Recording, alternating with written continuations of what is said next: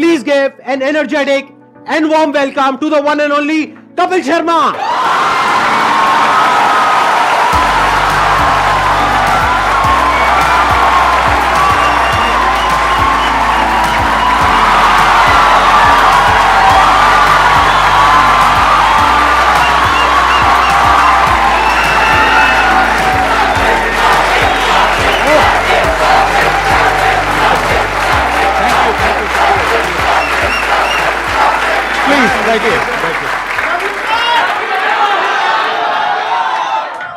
Thank you इतने प्यार के लिए, मोहब्बत के लिए। क्या एनर्जी आप सबकी, वाह।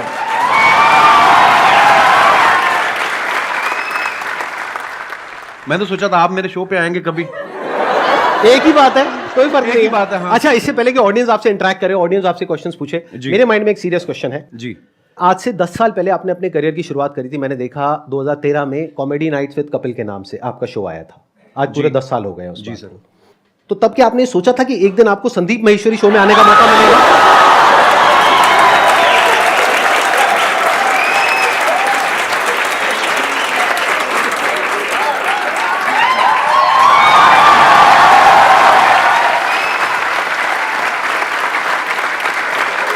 मैं सर आपके वीडियोस देखता रहता हूँ, बहुत अच्छा बोलते हैं आप और बहुत बहुत अच्छा मोटिवेट करते हैं स्टूडेंट्स को, यंगस्टर्स को। मुझे बड़ा अच्छा लगता है। और मैंने 3 महीने के लिए अपना शो बनाया था, पता नहीं चला कब 10 साल हो गए। लोगों का प्यार है और आप सबकी, लोग बहुत प्यार करते हैं सर आपको।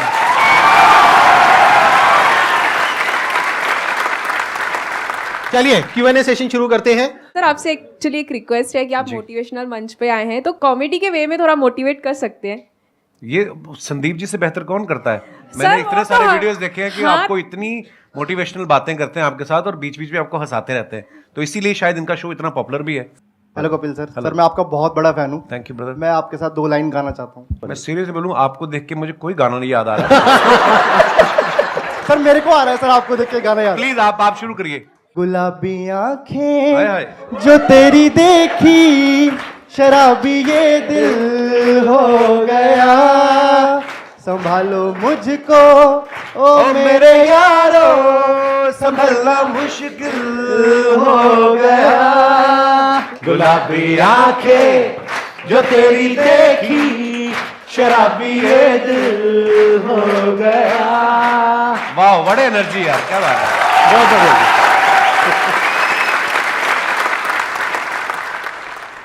सर मैं बहुत ज़्यादा बोलती हूँ, बहुत ज़्यादा, हद से ज़्यादा बोलती हूँ। भगवान उसका भला करे जिससे आपकी शादी होगी।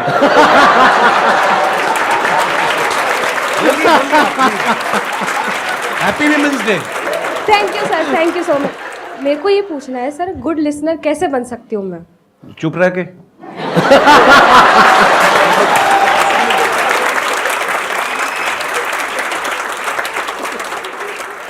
मेरा एक क्वेश्चन था कि आजकल जैसे इंस्टाग्राम पे भी बहुत सारे इन्फ्लुएंसर्स बढ़ रहे हैं, तो कुछ ही टाइम में उनका कंटेंट की कमी हो जाती है। तो आप इतने साल से रेगुलरली कर रहे हैं, तो आप कैसे अपने आप को रेलेवेंट रख रहे हैं और हम सबके लिए मतलब अभी भी इतना एंटरटेन कर रहे हैं, और कैसे कर पा रहे हैं?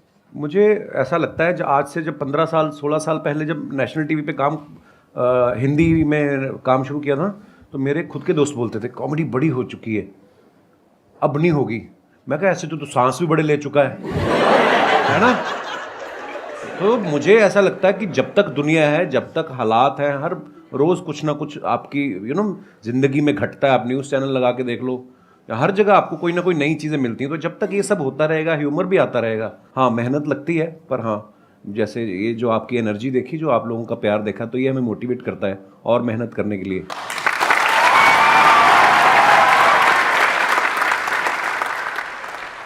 मैं आप दोनों से जानना चाहता हूँ, क्या आपने जो सोचा था, जो मैं इस प्लेटफॉर्म पे यहाँ तक पहुँच जाऊँगा तो मैं ये कर सकता हूँ, ये कर सकता हूँ, ऐसा होगा वैसा होगा, क्या आज वैसा हो रहा है? मुझे लगता है बिल्कुल वैसा हुआ है और शायद उससे कहीं ज़्यादा हुआ है।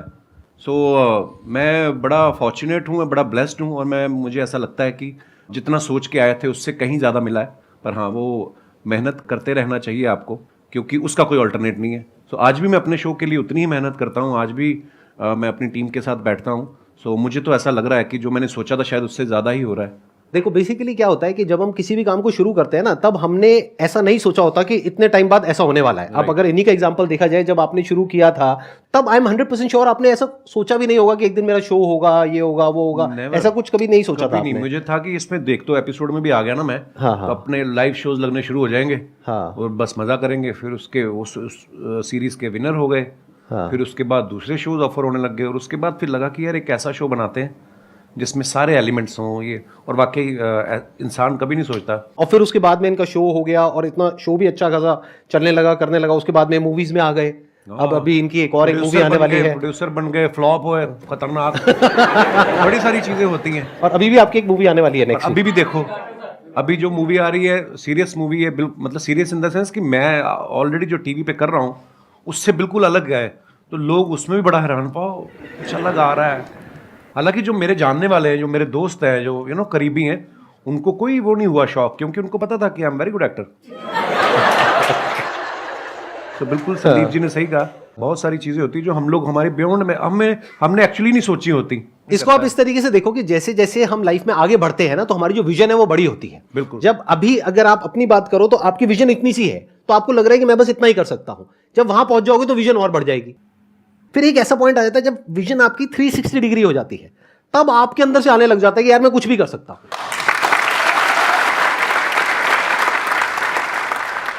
मजा आना चाहिए, मुझे ऐसा लगता है, जो मैंने देखा कि अब मजा आ रहा तो फिर जिंदगी पता नहीं चलती। 10 साल मेरे कब निकले ये वाले, जब ये शो शुरू किया मुझे जेन्युइनली नहीं पता चला। मैं शादी करना भूल गया था बीच में। फिर मेरे को किसी ने याद किया, बोला कि तुम शादी कर लो, 36 के हो गए हो, 40 के बाद मतलब फिर काम खराब हो जाता है। फिर मैं यार शादी, आपने कोशिश तो बहुत करी थी अपने शो में जी, वो पत्ता सीधा पड़ा नहीं। नहीं वो मुझे लगता था कि वो अब ये आ रही है अगले हफ्ते हीरोइन, इससे बात बन जाएगी। हाँ, वो प्रमोशन करके निकल जाती थी, फिर मिलती नहीं थी। ये बात आपको थोड़ा लेट समझ आई कि वो अपने प्रमोशन के लिए आ रही है। आप अपनी प्रमोशन करते थे, बात बनी नहीं। चलो कोई नहीं। लेकिन आई थिंक आपका भी जो रिलेशनशिप है, अगर एक बार हम थोड़ा सा ऑफ ट्रैक जाए जी, तो बहुत पुराना रिलेशन है आपका गिन्नी के साथ। हाँ हाँ। ऑफ कोर्स, मैं कॉलेज में पढ़ता था, जब मैं पोस्ट ग्रेजुएशन के लिए एडमिशन लिया अमृतसर से जलंधर, तो हमारे यूथ फेस्टिवल जैसे होते हैं, है ना, यूनिवर्सिटी के इंटर कॉलेज कॉम्पिटिशन। तो मैं अपने कॉलेज में पढ़ रहा था और गर्ल्स कॉलेज का अलग से कंपटीशन होता था, बॉयज़ का अलग से होता था। उसके बाद जो विनर होते थे दो, फिर वो बॉयज़ और गर्ल्स का कंबाइंड फाइनल में होता था। उस तरफ से गिन्नी फर्स्ट आ गई, बॉयज़ वाले में मैं आ गया। फिर फाइनल में जब आमने सामने हुए, वही एक दिन था जिसमें मैं जीता। उसके बाद गिन्नी जीतती आ रही है। और कंपटीशन क्या था सर? थिएटर कैटेगरी, मतलब बहुत सारी कैटेगरीज होती है, फाइन आर्ट्स होता है, म्यूजिक होता है, आप किसमें थे? आप कौन सी कैटेगरी मैं में थिएटर में था। थिएटर और में थिएटर में होता है one act play, skit, histrionics, mime, fancy dress. अच्छा, तो शुरू से ही आपको शौक रहा है थिएटर का, म्यूजिक का, इन सब चीजों का। जी। और वो जो आपकी वाइफ है वो किस कैटेगरी में थी? वो थिएटर में ही थी, और वो फोक डांस में भी थी। हाँ, गिद्दा बड़ा अच्छा डालती थी, अब तो मुझे नहीं चाहती है, पर जैसे आप कॉलेज डेज में थे तो आपकी हर एक ग्रुप में ऐसा होता है एक बंदा कि वो जो होता है सबकी लेने वाला होता है। तो सर, आपने जो ये कॉमेडी का जो करियर है, वो आपका मतलब ये बेइज्जती करने का शौक था, या फिर आपने मतलब पूछ रहे हैं आप किस तरफ थे? जैसे एक ग्रुप में एक बंदा ऐसा होता है, तो आप वो बंदे थे या फिर आपके साथ ऐसा कुछ हुआ था? मतलब यही आप पूछना चाह रहे हैं? जी सर, यस सर। हाँ, मतलब बेइज्जती करने वाली ये लाइन कहाँ से आ गई भाई? सर, हमने कई बार नोटिस करा सर, जैसे अर्चना मैम हो गई और दिनेश, वो एक रिलेशनशिप होता है ब्रदर। जी वो सर। उसको बेइज्जती नहीं कह सकते यार आप। मेरी इतनी औकात नहीं है कि अर्चना जी इतनी सीनियर एक्टर हैं, और अगर ऐसा होता तो वो उस शो पे बैठती। नहीं सर, ऐसे अब अक्षय पाजी आते हैं मेरे शो पे, हम लोग बड़ा हेल्दी एक कॉन्वर्सेशन होता है, वो मेरे पे पंच मारते रहते हैं, मैं उसमें, तो वो एक आर्ट है। एक स्किल डेवलप हो जाती है ना कि हम आपस में ऐसे करते हैं। हाँ, नहीं बेइज्जती वो नहीं होती, वो होती है मैं जो आपकी अभी करूंगा।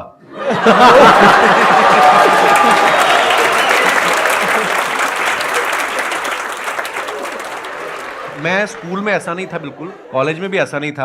हाँ, पर मुझे लोगों को हंसाना अच्छा लगता था, पर मैं बड़ा इंट्रोवर्ट था। मुझे लगता कि शायद मैंने ना बहुत साल लोगों को ऑब्जर्व करता रहा, देखता रहा, अलग अलग कैरेक्टर्स। तो जैसे अभी मैडम ने भी सवाल पूछा था, तो वो चीज़ें डेवलप हो रही होती हैं, आपको नहीं पता होता है कि आपके अंदर कुछ डेवलप हो रहा है धीरे धीरे करके। तो अच्छा लगता था लोगों को हंसाना, सो आई थिंक उसी की सर वजह अपने आप पर भी शायद- हंसना भी स्किल है सर, कई लोग हैं जो अपने सबसे आप पे पहले हंस ही नहीं पाते। सबसे पहले अपने ऊपर हंसो। एक मैं आपको मंत्र बताऊं छोटा सा, अगर आपको लगे ना कि यार मेरे बारे में लोग क्या कहेंगे, सबसे पहले अपने बारे में खुद ही कह दो। जब आपके शो में कोई भी आता है या जैसे एक्टिंग हो गया या सिंगर, तो आपको किस में मज़ा आता है? आपने एक्ट्रेस तो बोला ही नहीं। मेन मजे वाली बात है, है सिंगर है। सिंगर के साथ ज़्यादा मज़ा आता है या हाँ, मुझे एक्चुअली क्योंकि पर्सनली मुझे म्यूजिक का बहुत शौक है। नहीं, एक्टर्स के साथ भी बहुत मजा आता है, मस्ती मजाक करते हैं, पर कोई जब सिंगर आता है तो उससे ये होता है कि आप भी एंटरटेन होते हो, है ना? नहीं तो अदरवाइज हम उनको कर रहे होते हैं, ऑडियंस को कर रहे होते हैं। तो म्यूजिशियंस कोई भी आते हैं सिंगर या, तो मुझे बड़ा अच्छा लगता है। Thank you. क्वेश्चन मेरा ये है, जैसे कि सर वैसे मैं डिजिटल मार्केटिंग करता हूँ और क्या कहते हैं मिमिक्री वगैरह भी कर लेता हूँ मैं। अच्छा जी। बट मैं क्या है, मैं कहीं चैनल वगैरह पे किसी चीज़ पे मैंने कोई चैनल वगैरह नहीं बनाया। वैसे क्लाइंट के लिए हम लोग ये काम करते हैं, तो उनकी जो सोशल मीडिया अकाउंट है मैं अच्छे खासे रीच उन पे ला सकता हूँ, बट मेरे को टाइम नहीं मिल पाता। ऐसा भी नहीं है, बहुत कुछ करता हूँ, मतलब समझ में नहीं आता कि टाइम क्यों नहीं मिलता अपने लिए, अगर निकालना चाहूँ तो। आप जवाब देंगे, मैं जवाब दूं? हाथ तो नहीं उठाना चाहते ना आप? मेरा आपसे सवाल है अब। ये सवाल आपने हमसे क्यों पूछा? क्योंकि आपका टाइम है। देखो, मैंने जैसे कहा कि आपको जिस चीज में मजा आता है, अगर आपको लग रहा है कि आपको जो आप जो कर रहे हैं उसमें आपको मजा आ रहा है, तो फिर आप वो अपने लिए कर रहे हैं, आप ही का टाइम है। और अगर आपको उसमें मजा नहीं आ रहा तो फिर मजा ढूंढने का। नहीं सर, मजा तो आता है, मतलब वही है कि टाइम नहीं मिल पाता, पता नहीं कैसे नहीं मिल पाता। भाई टाइम मिलता नहीं है, निकालना पड़ता है। My question is for both of you कि क्योंकि आप लोग अपनी फील्ड में ना you are the number one, which whatever you are doing right now you are at the top. तो जब आप लोग उस स्टेज पे थे जहाँ पे आपको आपको पता था आपका काम अच्छा है, पॉपुलैरिटी मिल रही है and people around you started recognising you, तो उस स्टेज पे तो सब ऐसा होता है ना कि अरे यार तुम तो बहुत अच्छा करो, यू नो कि भाई अच्छा क्या है बुरा क्या है, but those people around will be a yes person कि आप जो बोलोगे दिल बी यस सर। सो उस सिचुएशन में when you are at place where you can have everything, so how do you maintain that calm and composure? And वो ऐसा होता है ना कि यू आर you know कि you know what I need to do rather than getting affected by other people's opinion। तो वो अपने आप को कैसे आप मैनेज करते हो उस सिचुएशन में, या अपने आप को कैसे रियलाइज कराते हो कि ये सब जो चीज़ें हैं ना, फेम है जो भी है, ये तो आएगा चले जाएगा, but me as a person my value is determined by my work, so how do you continue to do that? Wow. आपका सवाल भी जो है मैं समझ पाया हूँ, वो एक ही लाइन में चाहे आप पूछ सकती थी, आपने 36 लाइनें बोली हैं, पर वो भी मजा आया आपकी बात सुन के। पता क्या होता है, लोग बड़ा चढ़ाने वाले भी बहुत होते हैं। जब आप थोड़ा थोड़ा कुछ कहीं राइज करना शुरू करते हैं, बड़े लोग होते हैं, पाजी आपका तो जवाब ही नहीं है। कॉम्प्लीमेंट ले लो, लेने का मजे करो, मिल रहा है ना, कुछ कुछ ले तो नहीं रहा आपसे, उसको सीरियसली लेना। और सबसे इंपॉर्टेंट चीज, जब आप क्रिटिसाइज होते हो, जब आपको कोई अब कैरेक्टर्स देख लो आप, आज अगर कोई सेंचुरी मारता है, उसके घर के बाहर जाके ढोल बजा रहे हैं, अगले मैच पे वो 0 पे आउट हो जाए तो कीचड़ भी फेंकाते हैं। अपने लोग बड़े इमोशनल हैं, प्यार करेंगे, दिल से करेंगे, गाली भी देते दिल से करेंगे। सो ना तो खुशी में ज़्यादा, एक्साइटमेंट में ज़्यादा उछलने का, और ना ही अगर आपको कुछ बुरा दिन निकल रहा है, हर दिन एक जैसा नहीं होता ना, तो उस दिन ज़्यादा टेंशन भी नहीं होने का। और ये चीज़ें ना शायद उम्र के साथ आती हैं। मैं पहले ऐसा ही था, मेरे को कोई ट्विटर पे एक गाली देता था, मैं 10 देता था उसको ना। तो वो धीरे धीरे समझ आ जाती है। आई थिंक उसका उम्र का भी उसमें वो बड़ा होता है। आप जैसे जैसे लाइफ में ग्रो करते हैं, परिवार वाले हो जाते हैं, बच्चों वाले हो जाते हैं, ये चीज़ें जो उम्र के साथ आती हैं वो उसी के साथ आती हैं। सो हाँ, कोई भी चीज़ परमानेंट नहीं है, ना आपका फेम, ना आपका ना आपकी तारीफ जो है वो परमानेंट है, ना ही आपका क्रिटिसिज्म जो है परमानेंट है। सो बस रिलैक्स रहने का। और ये चीजें ना कई बार टाइम के साथ साथ ही समझ आती Actually. है। मतलब अगर आप ये एक्सपेक्ट करोगे कि मेरे को या इनको एक पर्टिकुलर एज पे ये सब कुछ समझ आ जाता 10 साल 15 साल पहले, तो ऐसा नहीं होता है। ऐसा नहीं होता। जब हम वो चीज कर लेते हैं और वो गलतियां करते हैं उस तरह की, राइट, कि जब वो दिमाग पे चढ़ता है। अगर कोई आपको कहता है ना कि हाँ सक्सेस फेम दिमाग पे नहीं चढ़ता है, झूठ बोल रहा है वो इंसान। सबके चढ़ता है, सक्सेस भी दिमाग पे चढ़ता है और फेलियर भी दिमाग पे चढ़ता है। हाँ, तो जब ये दोनों चीजें दिमाग पे चढ़ती है और हावी होती है, तब हमें अंदर से समझ आता है कि अच्छा इसकी वजह से क्या गड़बड़ हो रही है। फिर इंसान धीरे धीरे उसको हल्के फुल्के तरीके से लेने लग जाता है। हाँ, एक टाइम के बाद कोई चीजें आपको इफेक्ट नहीं करती, आप मर जाते हो।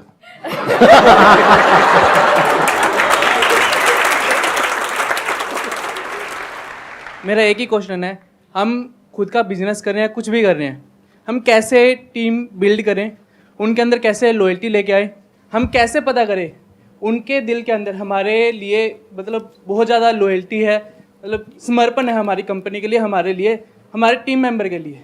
इट्स अ गुड क्वेश्चन, और ये हम सिर्फ टीम पे नहीं लगा सकते इस फंडे को, हम दोस्ती पे भी लगा सकते हैं, बिल्कुल। फ्रेंडशिप पे भी लगा सकते हैं, रिलेशनशिप बोल सकते हैं, any kind of a relationship, that could be a professional relationship और अ पर्सनल रिलेशनशिप। तो कोई भी रिलेशनशिप हो किसी भी तरीके की, उसको स्ट्रांग कैसे किया जाता है? देखो, आप सामने वाले के मन में क्या चल रहा है ये तो आप कभी भी नहीं जान पाओगे।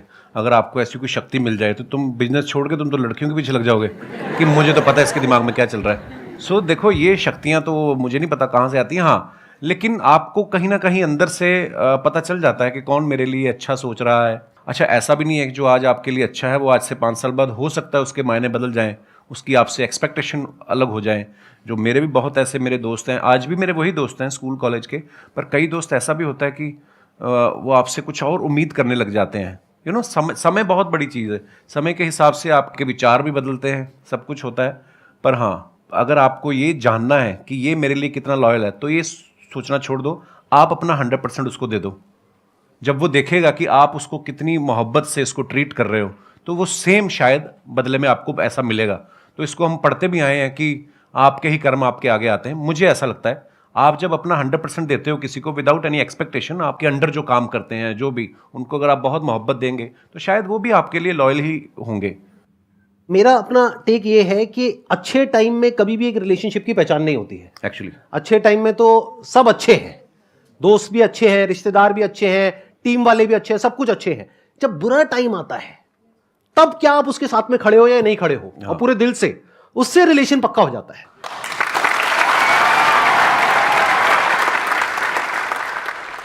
मैं आप दोनों की बहुत बड़ी फ़ैन हूँ। Thank you. प्लस आप दोनों ही बहुत पॉजिटिव पीपल हो, लाइक अगर देखें तो किसी को हंसा सकते हो बहुत इजीली और मोटिवेट भी कर सकते हो अपनी कॉमेडी से और अपनी बातों से।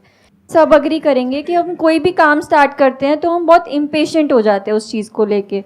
तो आप इम्पेशेंट आप दोनों भी होते होंगे, तो आप कैसे डील करते हैं उस चीज़ से, दोनों? लाइफ में जो सबसे बड़ी क्वालिटी हम सबके अंदर होनी चाहिए, जो आई एम 100% श्योर इनके अंदर भी है, और वो लोग जो आगे बढ़े हैं लाइफ में सबके अंदर है। लाइफ में अंदर चाहे जैसी भी हालत है, मन है चाहे नहीं है, जो करना है वो करना है, as simple as that. The show must go on. ये क्वालिटी हमारे अंदर सबके अंदर होनी चाहिए अगर हम लाइफ में आगे बढ़ना चाहते हैं, तो जो आज की जनरेशन में बहुत कम लोगों के अंदर होती है। हम क्या सोचते हैं, काम को शुरू करते हैं, रिजल्ट नहीं आया, छोड़ो बेकार है, फिर किया नहीं आया, बेकार है। बेकार है क्या होता है, करना है तो करना है ना। आगे सर आपकी बारी। सेम। मुझे पता था ऐसे कुछ आने वाला है यहाँ से। Thank you so much sir यहाँ पर आने के लिए। Thank you. मुझे बहुत मजा आया आपसे मिल करके। थैंक यू, बहुत बढ़िया, बहुत बढ़िया।